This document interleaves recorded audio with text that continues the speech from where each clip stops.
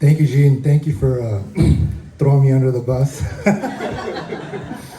But I did tell you that it was going to be mostly men out of respect to prepare you in Yes. case you look around and you're like, where are all the women at? And I did the same thing for the other candidates, but I'm glad that you understood the message that I was trying to say. Okay, so the next question, and you have the mic. Try to keep the answers to 2 minutes. We're doing pretty good on time, but I just want to be a little bit aware of that. All right, so you talked about this a little bit, Gene, and why don't you maybe elaborate a little bit more? What development initiatives will you introduce or support for the south side of Highpoint? Okay, everything I will do as Mayor of Highpoint really focuses on the discrepancies between the south side of Highpoint and the north side of Highpoint. So I talked about increasing home ownership. We can do that. There are loan pools going on in other cities now, many in just an infant stage, but where they are trying to improve home ownership in minority districts. Why do we need that? In 27260, the average tax value of a home property is $85,000. Okay, that sounds like good news, right? That's really cheap. That's really bad news. Most sales in 27262 are cash sales because you cannot get financing on a home at $85,000. There's no profit in it for the bank, and your upfront closing costs are going to be too high a percentage of the total mortgage that the state of North Carolina will step in and say, that's a predatory loan. We can't allow that. But the closing costs on an $85,000 loan or mortgage aren't that different from a $250,000 mortgage.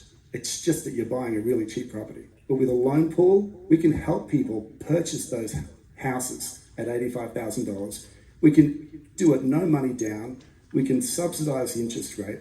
And if there are things that need to be done with those homes to bring them up to a livable condition, that can also be wrapped into the mortgage through a loan pool. As mayor, I will not have very much sympathy for landlords who have tenants in slum conditions in this city, anywhere in the city. So that'll be something I'll really, really look at. And we need to reduce the lifespan gap of 17 years between the north side and the south side. So that's going to be my focus. After World War II, we had the GI Bill. We brought veterans home. We gave them low interest, no money down loans and access to education. Okay, this is going to be a GI Bill for people on the south side of Highpoint, regardless of your race or your religion, but to really repair these neighborhoods. Okay, there's a lot of talk in Highpoint about reparations right now. Regardless of your position on that, we do need to repair our neighborhoods on the south side. Thank you. Yeah, I don't expect everybody to know everything that the city does, but like I said, I've been at it for 6 years, so I'm pretty familiar with what the city can and cannot do to encourage certain types of developments. I can tell you, in respect to some of the discussions we've had when it comes to food desert, food insecurities, all these grocery store chains have metrics that they go by. How many rooftops are there, and what's the income and public safety figures and all that stuff for an area. And if it meets their criteria, then they'll open a store there. It justifies the investment into that area. We've had a down payment. People keep talking about this, but we already have it. I don't know why people aren't aware, but we have a down payment assistance program in the city already. It's always been about the core city area, the central area of Highpoint, closer to downtown. I've helped at least a dozen people go through that process. My friend Jordan and Amanda Green, they got theirs a couple years ago, and it was like a $10,000 3-year forgivable incentive to help them reinvest there. So I think our council really ought to just look at expanding that. We don't have to create a new program. We already have the program. So we just look at what targeted zip codes or areas do we want to push that incentive to. And then the main thing is transparency to getting the word out. Like I went back to the town hall thing. Have a town hall in those areas of town saying, do you know about this program? Do you understand how to utilize it? Do you know how to enroll into that? If we do that, and we increase home ownership, that's going to rise a whole lot of cool things. Homeowners typically are going to take better care of their property because as Gene made a good point about some of the landlords, renters aren't always going to take pride in the house that the owner would do when it comes to everything related to the house. I know in the north end of town, we've got about 78 to 83% homeownership in most of the areas. And as you get down to the south sides, in the 30s, about 38 to 37% in most of those areas. If we can change that by using programs we already have, then we don't have to change a whole lot, right? We just got to just adjust and get the word out. And once we do that, then you're going to see people, other grocery stores and other amenities come that they need in that area of town because they now have more homes, more developments that will be their potential customers. That's kind of how economic development works. Been doing it for 6 years. So in terms of what development initiatives will we out there create or support in the South Side, what's important to me is that government has a role to play. And if government steps over too far, then we have a problem. What government's job should be able to provide the space, opportunity, and support for private sector businesses, business owners, and community leaders to help develop their own communities. And so what that looks like is that we partner with the Muslim community, and this is where I think we have an opportunity to ask, is that if folks are interested, we can have an advisory committee or an advisory commission strictly from the Muslim community where you all know that you're nestled at, so we can talk about the problems you have and we can be very strategic to support those problems. I think there's opportunities to support business within the South Side. And so what we did a few years ago to support entrepreneurs, we're expanding that. So we raised $2 million. We're in the process of raising another $2 million to support entrepreneurs and small business owners. And I think that we can create that kind of opportunity for businesses on the South Side. But we wouldn't just tell you what we're going to do because that's not smart. You got to work with people in those communities who lead those communities and say, how do we best use these resources? How do we best use these funds to support the work that you're doing? Because ultimately, you know your community best.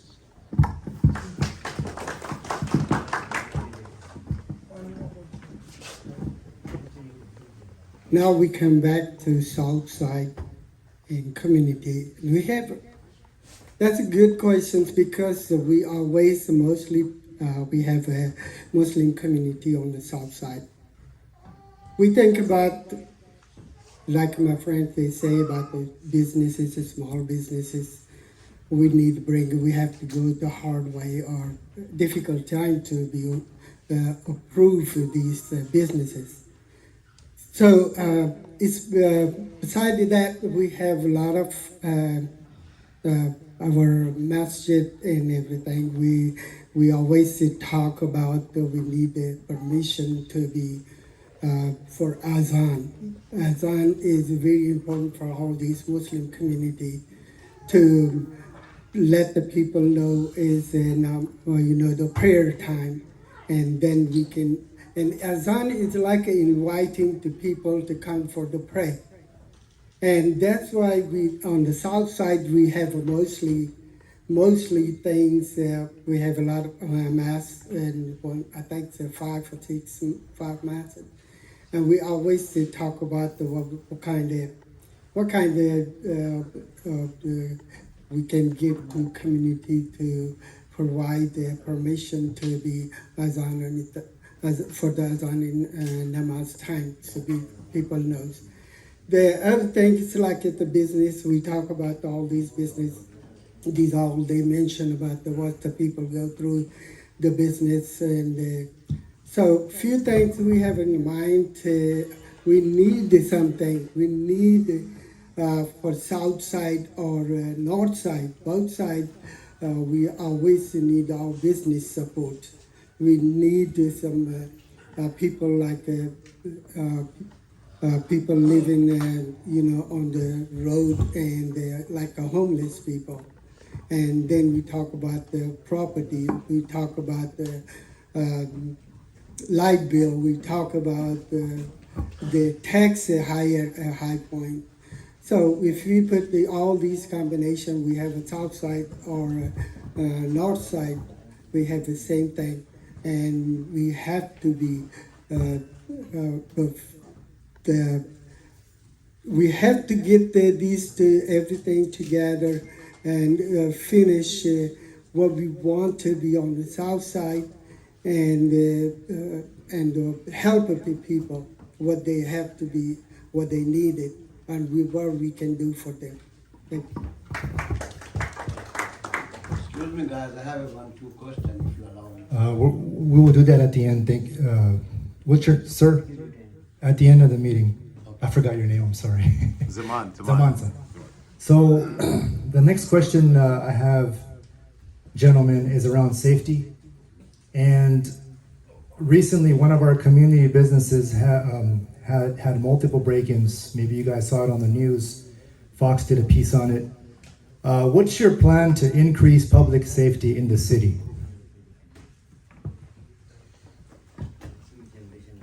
We say we always have this kind of, we've been through this kind of problem a long time. And I think so for public safety or business safety and the school safety and all these safety, we have to closely work together. And I think we have a very good support from police department.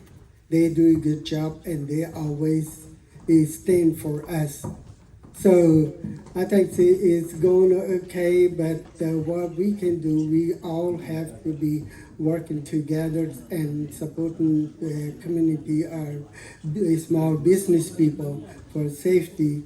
And if it's a school safety or it's a business safety, or we talking about all these breaking things in the, but we have to keep eye on it and work together and how we can provide the safety. We can, like I say, always get the support from the police department and the city and the fire department and all.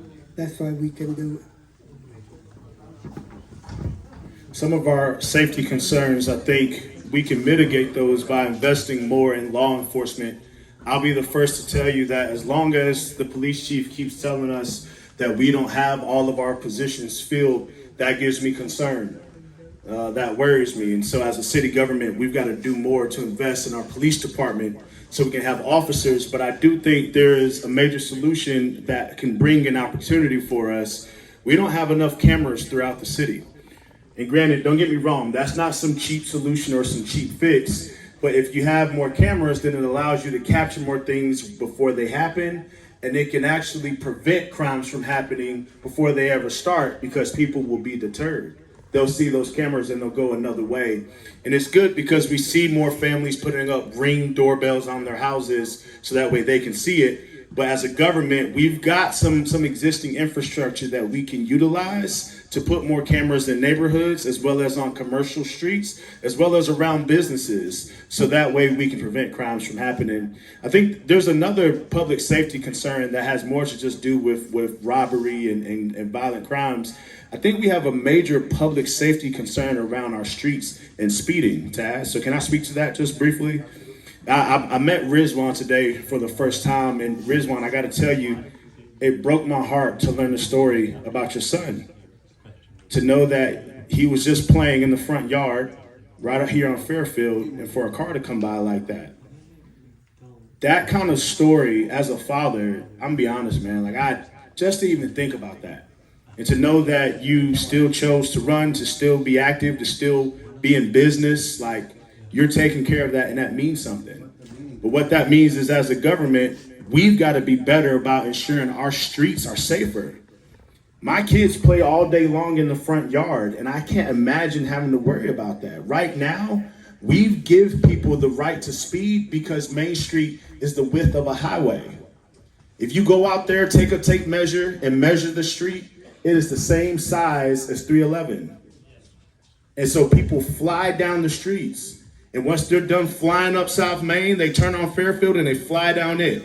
Or they fly down Greensboro Road on my neighborhood. We have to be able to invest in safer streets and as well as in cameras. So that way we don't just deter violent crimes, but deter all the traffic crimes that happen that also are a public safety issue.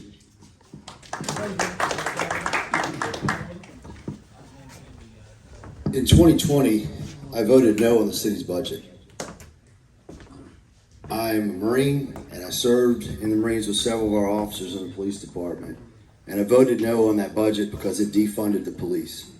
Make no mistake about it. It defunded the police, and they used those funds to go create another job that a couple council members wanted to create in the city. Officers know it. And in 2019, when I was reelected, I met with the mayor and said, we need to do something to show these officers that this city council supports them. We created the Public Safety Committee. I chair that committee.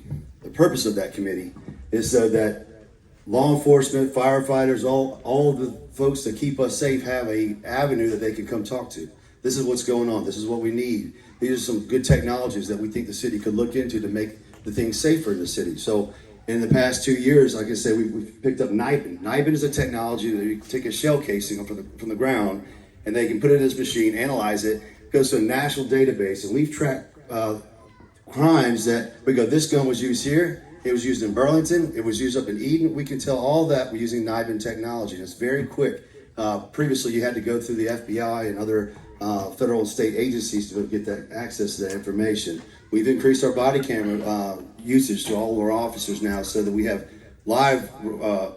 recordings of every incident, so we can go back and review and find out if the officer was irresponsible or something happened, so we can do better training for our officers. Here recently, we just implemented LPR technology, it's license plate readers, cameras. And so just last week, we caught some folks out of Wilson, North Carolina, I believe it was. They were here, they had murdered somebody, they were driving through here trying to flee the state, and the LPRs picked up their tags. Oh, it was Rocky Mount. It was Rocky Mount. We called Rocky Mount PD and said, hey, we got your guys over here. So that technology is helping us catch criminals and keep them off the street. One thing we're also just approved and looking into and just approved was the real-time crime lab. Real-time crime lab means that Kashif and I could give the PD permission to use our front doorbells, right? Royal Limousine, one of my companies, I've got cameras there. I've had catalytic converters stolen off my party bus a couple years ago. I can now give the police department access, my permission. I can take it back if I want to too. If I decide I don't want to do this anymore, I can take it back. And you can pick which cameras on your property you want to out of your Ring system. It's a quick process, but what happens is if there's a crime or break-in, alarm goes off at that business or residence, instantly PD can look live into that location and figure out what's going on and advise the officers before they come on the premises. This is what you're dealing with. There's two men, this size, they're armed, they're not armed, or it's a cat. So we're using technologies now. They've implemented it in Kernersville and in Winston-Salem. We're trying to use these technologies to keep you safer, to equip our officers to have the best resources available. Yes, we've had some vacancies, but I can tell you we've got 5 in BLET right now. Some that are out of that, they're in the field training officer positions. So we are filling those vacancies. And I can tell you, go ask any officer in Highpoint Police Department who they want to be the mayor. They'll tell you Victor Jones. Promise you.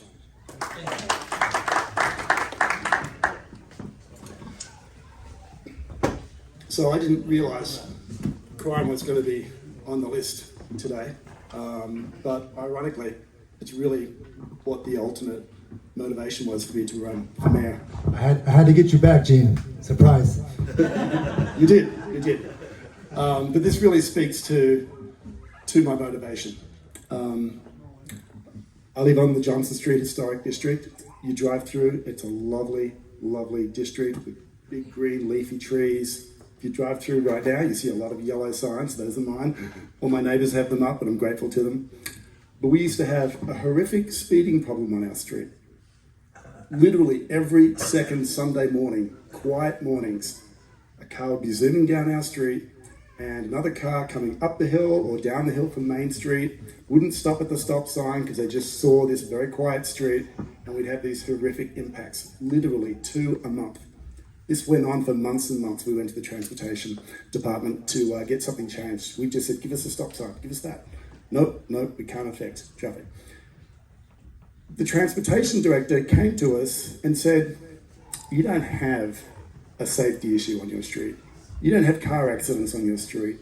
And at that point, we started taking photographs of every single car accident. And literally, two a month, the cars would end up in front of people's houses on the grass, okay? So what I learned from that experience, we eventually got our stop sign, and the street is wonderful now. But what I learned from that experience is the statistics you see coming from the police department who record all of these incidences do not reflect reality.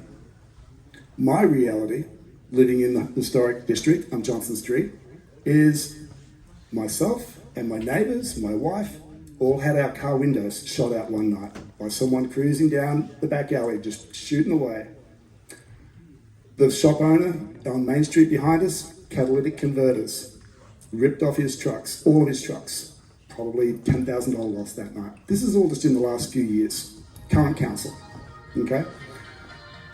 And then the part that pushed me to become mayor was finally one day we had a burglar come into our house 10 o'clock on a Wednesday morning while I was home. My wife had just left. This burglar was watching the house, assumed the house was empty. I'm home with my two boys. One of them said, "Daddy, I just saw someone come in our back door." He was from the window. And I said, "Are you sure?" He goes, "Yeah." I'm like, "Do you recognize him? Is he a neighbour?" He's like, "No, he's definitely not a neighbour, Daddy. This is Harry, he's 12 years old." And I said, "Okay, Harry, grab your brother, go and get in the bathtub, upstairs bathtub, cast iron." Obviously, I'm worried about shooting beginning. I don't own a gun. That probably disqualifies me from being mayor in Highpoint because I don't own a gun. But I went downstairs and I found that guy and I walked him off the property. Fortunately, he was not armed with a gun either. And I walked him off the property. It took 20 minutes for the police to show up. Okay. And then a neighbour who heard me yelling at this guy to keep moving said, "Hey, do you want to get in my car? We'll follow him," because the police just weren't showing up. So we followed at a distance, didn't approach him anymore. Finally, 9 blocks later, the police cars showed up and they brought the dogs in and the dogs found him in someone's backyard. But in that period of time, by the time I got home, my youngest son was so traumatized by that experience, he can now, 2.5 years later, still cannot, if we're on the road somewhere, go to a bathroom by himself. He cannot sleep in his own bed at night. Okay, he sleeps with my wife now, and occasionally I get to sort of sneak in there as well beforehand or afterwards when he's gone to sleep, but he cannot sleep in his own bed at night.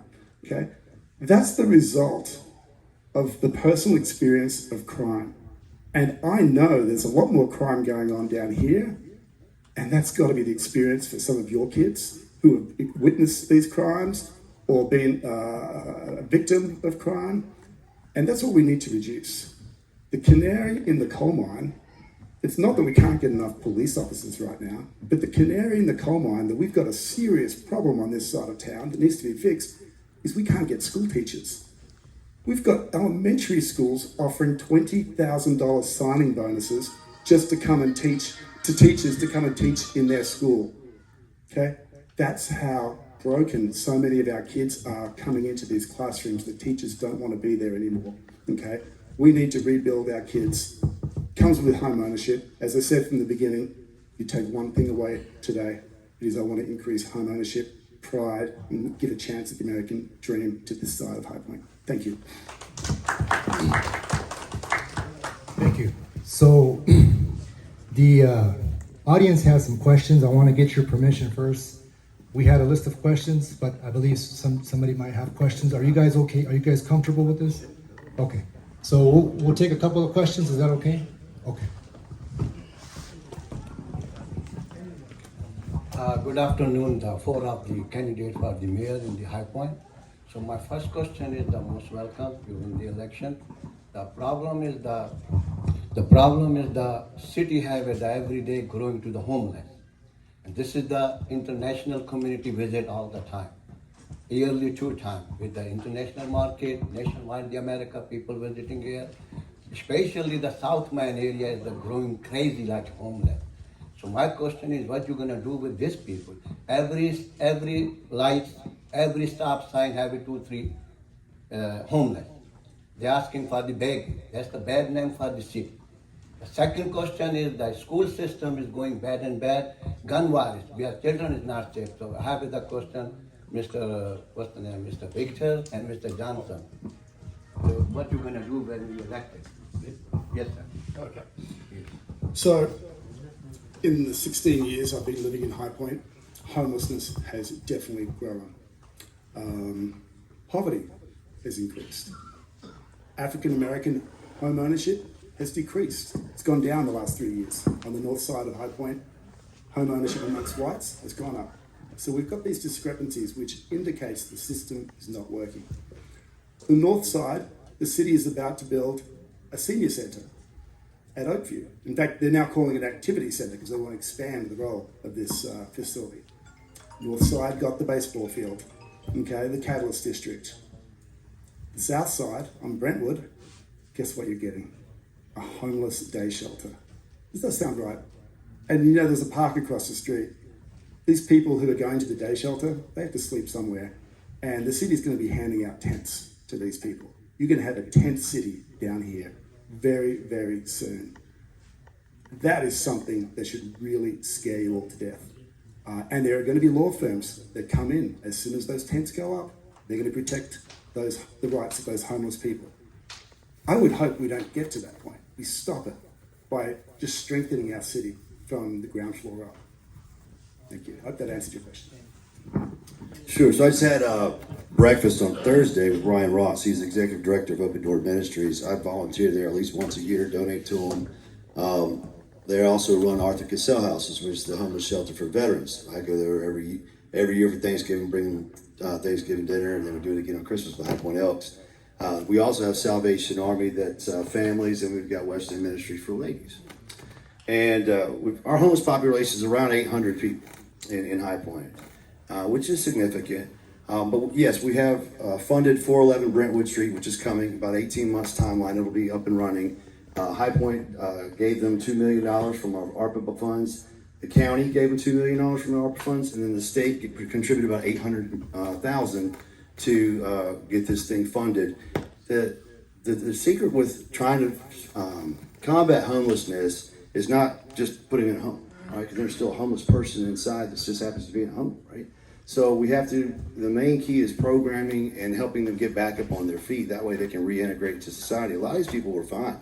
They paid their bills, a lot of them were homeowners at one point in time, they had a good career.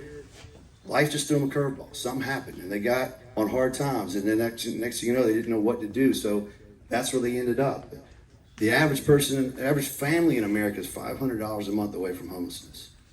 So what can we do? I can tell you with what Open Doors doing, Salvation Army, Western Ministries is effective though. They just need to be able to expand it. And we're giving them the resources to be able to do that and to make a better effort to reduce homelessness. They had a guy named Ron. Ron was at Open Door. He got on hard times. They got him a job at Amazon, and within a year he became a supervisor and now a homeowner. So they can turn things around. I helped a female veteran 2 Septembers ago go from being homeless in October and a homeowner by September. So I'm very good at trying to look at strategies to help people get back on their feet. Yes, there are a lot of mental health issues that cause homelessness. Yes, there's drugs and alcohol that sometimes cause it, but it's not always the case. Either way, it doesn't matter. We just got to help them with whatever ails them, whatever got them in that situation in the first place, whether we send them to caring services to help with mental alcohol, drug addictions, or mental health associates of the Triad. I was on their board for 6 years. We need to help figure out what caused them to become homeless and then get them back on their feet. That's what we should do as a loving, caring community. I'm passionate about that, and I love that we have amazing nonprofits that's their specialty, and I love the fact that our city is supporting them. So your question was about homelessness and education, right? Yes, sir. Yes, sir. So let me just address both of them. So in terms of education, I'm the only candidate who's been a teacher, the only one. So when people talk about education in this race, I appreciate people love our schools, but the only one who's actually worked in the schools, the only one who still supports the schools. In fact, I just finished a fellowship on education policy with leaders from all across this state. The person who's actually done the work for schools, the person who has the superintendent on speed dial is the person who you're looking at right now, because I am in fact a teacher, and that's why I got into this work. And so when it comes to the work we can do for our schools, there's more we can do, and let's keep talking about that. The second thing is homelessness, and I appreciate both of you guys bringing up the project. Let me give a little bit of clarification. So the person who actually created that project is myself. So when they talk about Open Door Ministries and the money that was raised, you're looking at the person who led that project. But I want to clarify, no offense, guys, your facts and figures were a little off. We're going on Brentwood Street probably, but there is no park across from where we're putting it. And it's not just a day center. We're actually moving the nighttime shelter and making it larger because so many people have nowhere to sleep. We're giving them job training because people need jobs. We're giving them mental health support. We're giving them the drug support that they need so they can stay off of it. But more than just that, we're giving them a campus and a community in which we can hold ourselves accountable to support people experiencing homelessness.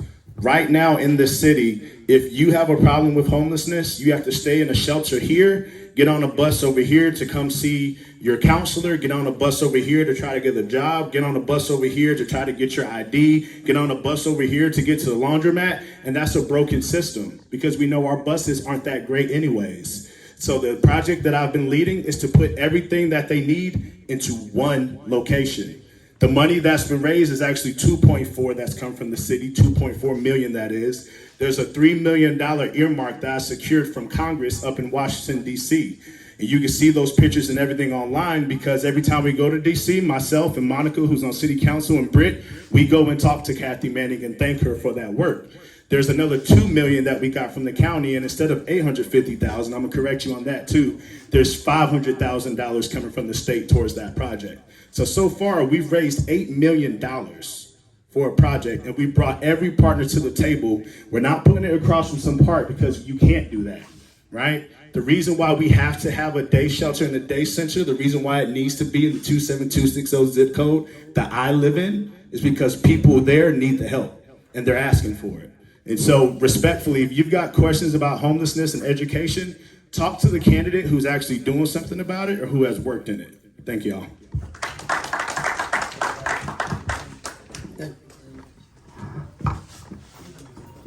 We come back about our cities, what's going on. But the thing is, why a homeless, that many, you can see everywhere them homeless laying around or they're begging for the money, is the economy. If we bring the economy better, they gonna have a job and then they don't have to ask for or they don't have to beg for the money. Look, main thing, we don't have no shopping center. We used to have long time ago when I was growing up, it's the Westchester Mall. They have Westchester Mall. Then they close the Westchester Mall, they come with Ocala Mall. Then Ocala Mall, a lot of people, they have economy better, they have a store. We have big support for small businesses. And we all, mostly people, the different companies, they have stores over there and it was doing good. We don't have that many beggar or that many people laying on the street. But the thing is, we have to bring we're gonna make a center for where people gonna be homeless, people gonna be staying night or that. No, we have to, that's a different thing, but we have to bring the economy better. We have to bring economy better, support the small business, bring the new business in Highpoint. I'm going to give you one big example. Like a lot of people, they come from overseas, a furniture market. They used to have a big furniture market. They call the world's biggest furniture market in a Highpoint. But now when you turn around, they have twice a year the furniture market, but we don't have that many people because these all businesses gone to the other countries, they move to the other places, they move to the other city. Why we lose these business? So the first thing, we have to bring economy, for better economy, we have to bring a business down here, and then we support some entertainment center. We don't have it. People come, I think it's about I'd say 14, 15 hours travel after they come here and they come to the furniture market. What they need to go, they don't, after market, they cannot go nowhere. They have to go to Winston-Salem, they have to go to Greensboro, they have to go to different places. No entertainment center here. Nothing here where the people can enjoy their life with the job. And they can help the other businesses. Like say if you have like a mall and this. So at least they have a place to go where they can spend money, and that money can support our city. That tax money, these money that come from, they can support our economy. So we have to think about it, and I think we have to work all together, and we can help our community do for that. Thank you, gentlemen. So we're coming up on our time. What I'd like to do is give you guys 2 minutes to please talk about any closing remarks that you have or anything that you want to address to the community. I'll start with you since you have the mic, sir. Just keep it in 2 minutes so we can go around. And then after we get done here, the formal, feel free to talk to your candidates. If you guys have time, a few minutes hang around in case anybody has specific questions. And we can also grab some more tea because I need some more caffeine. So 2 minutes, closing remarks. Thank you. Okay, first thing I'm going to start again for everything. Thank you, you guys, for supporting me and you helping me for my foundations. And I'm very happy with you guys to be bringing these things from the community and from all these candidates so they can understand and for the future what if I didn't win or if not going to work, I'm not working in the office, at least we have some people here. They understand what we needed, what we need for our community, what we need for homeless, what we need for our businesses. So I'm very happy with you guys to be here, and y'all give me a chance to talk about it. And thank you very much. So. As a closing statement, I want to say a couple things and just reiterate a couple things. First and foremost, thank you. You all could have done anything today. You could have been anywhere, and yet you chose to be here to hear us answer some questions. And we're going to ask you over these next couple of months for your support and to show up to the polls to cast a vote. So thank you for taking time. Also, thank you for choosing Highpoint. You could have lived anywhere, but you chose to live right here in our beloved city, and that means something to me. Because without you being here, without every High Pointer that lives in this city, we can't be the beautiful High Point that we are. So thank you. The second thing I want to really reiterate is this, is that as a city tries its best to support every community, you cannot support a community by trying to tell that community what you think is best for them. You have to have respect and trust that community and the wisdom that that community has to best support that community. All due respect, Taz, when you sent us the text message and said it's going to be men here, I had no question about it.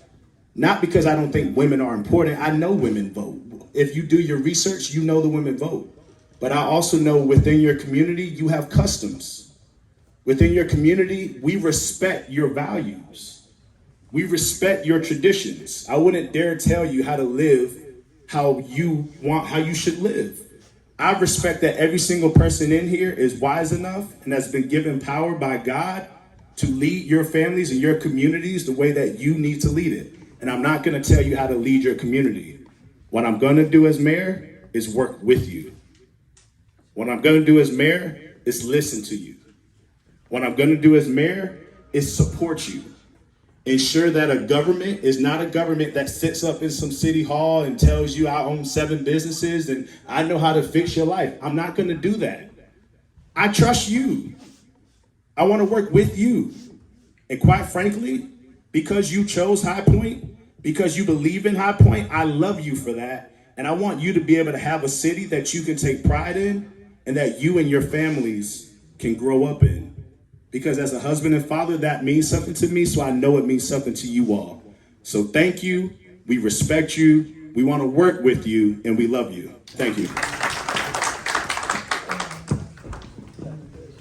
Well, one thing you'll never hear me do is mock or belittle anybody else just to win an election. My mom raised me better than that. So I came here because I love you, I love my community.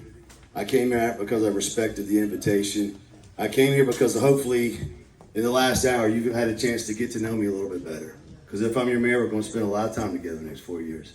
I hope to see you a lot more. I hope that you won't wait till the next election to host one of these again. I hope you'll do it on an annual basis at the very least and invite me in as your mayor and say, yeah, hey, Vic, would you come and hang out with us on a Sunday afternoon? Can we come and get your attention and talk to you about things that are important to our community, our businesses, our families? I hope you'll include me in that.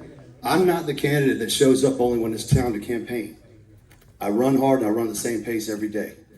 And I've done that since I was in the Marine Corps, and I do it now. If you want me to be here 6 months after the election, I'll still be here. If you want me to come on to a luncheon thing to hear from what you got going on, I want your voices to be my input. I'm a pretty smart guy, but I can't think of everything. And I'm not supposed to. I'm a representative. All right? I'm not here to be the genius on city council. There's ideas that you have that I need to know about for me to be effective, because I'm representing you. I'm supposed to be a mirror. So the things that I do as a leader and the things that I do as your mayor should be like a mirror. You should see me in you. So that's the type of mayor you're going to have for the next 4 years. I'm also going to hold my other city council members to the same level of accountability, and I can promise you that they will be just as responsible. If not, I'll get on. So thank you for your time this afternoon. It's been a pleasure.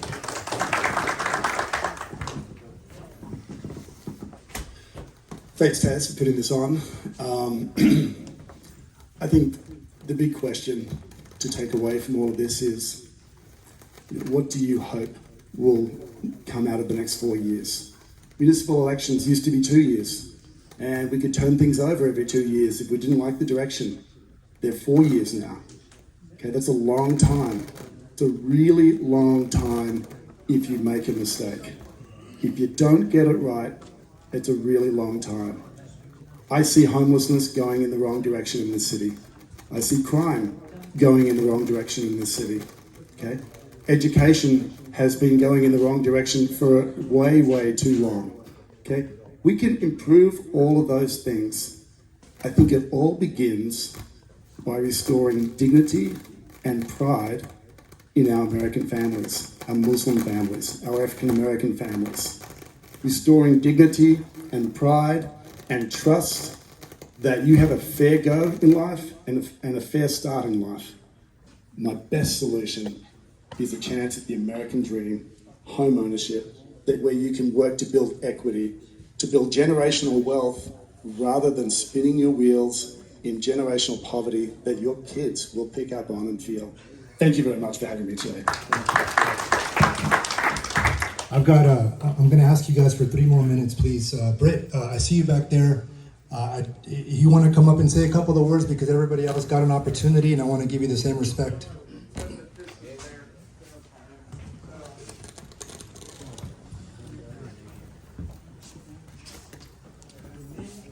Just introduce yourself. Hello, everybody. I'm Britt Moore, currently on City Council, and I certainly wasn't planning to speak here. I thank Tanny and Taz for asking me to introduce myself as what it is.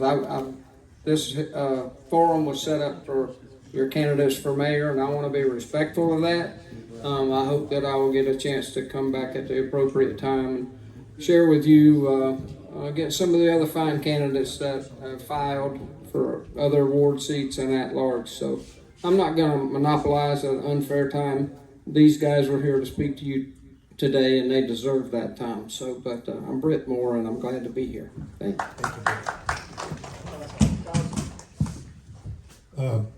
थोड़ा time बहुत करता है. एक दो नहीं, एक question नहीं. Half an hour. एक question. I have one question, John. I'm sorry for that. I have one more question, the elected mayor future. I have the question that 6 years ago or 4 years ago, we put in the Johnson Street. Right now, they're the countryside. The people living about the 30 houses over here, and they want to match with the city system. And the ex-councillor Monica Peter, she visited already 4 years ago before over there, and the deputy manager of the city, he knows everything, and they got to survey everything on the line, but 4 years, 6 years, nobody take care about that issue. So when you got elected, we moved to the do the next to the city, yeah. Because they want to the system with the city system, sewer lines, garbage and everything. That's the main question. Thank you. So I'm sorry, I didn't quite follow what the specific. So the Genesis Street want to be annexed into the city from last 6 years we trying. Yeah. Are you guys familiar with this? Yeah, I got it. So from what I understand about the issue, there's a part that's just outside of city limits that wants to be annexed into the city. Because if it gets annexed in, then the city can give it services, maintain the roads, things of that nature. So first and foremost, what we need to do, and Monica, you know this problem clearly, look to see if there's an intergovernmental issue with the county. I don't know if the county's got an issue with us annexing, but as long as we can annex it, and there's a fairly feasible road for us to move our infrastructure in there in terms of our water, our sewage, our electrical and roads, then that's absolutely on the table. I want to learn a little bit more from it. So perhaps we can talk, Tanvir, Monica, we can all talk a little bit more about that. But as a city, we're always looking, if folks are already claiming Highpoint as home and they're there and willing to be annexed, for the most part, we're willing to do that, but there are some things we have to sit down and talk about just to figure out a little bit more about it. But I definitely think we can make it happen. I know it's a very specific topic question, so I would not be okay with that, but because it requires a little bit more research to give you a good answer.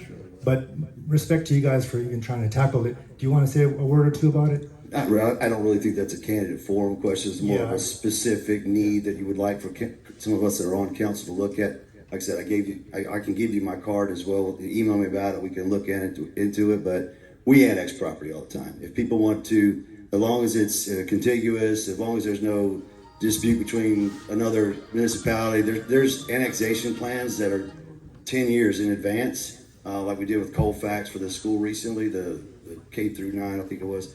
But those may be challenges, but we'll look into it for you. You okay? So before we end the formal meeting, and you can ask specific questions, you got councilmen here, just be respectful of time. Special thank you to everybody that came out here. Tanvir, thank you for helping us put it together. Mr. Rashid Khan, the team back there, Rizwan, Wasim, Abubai, all the volunteers, especially you guys that came out here and represented. A lot of people said they were going to come and they didn't. But a lot of people said they were going to come and they did. So I respect you for that. These gentlemen respect you for that. You gave them a platform. And I think this is the first time, and I hope that we can continue to have these meetings whenever we need to. So thank you so much, everybody, for coming out. Thank you guys for taking the time out. And if any mistakes were made, please forgive me with the first one. Let's have a good time, have some tea, and we can talk offline. Thank you.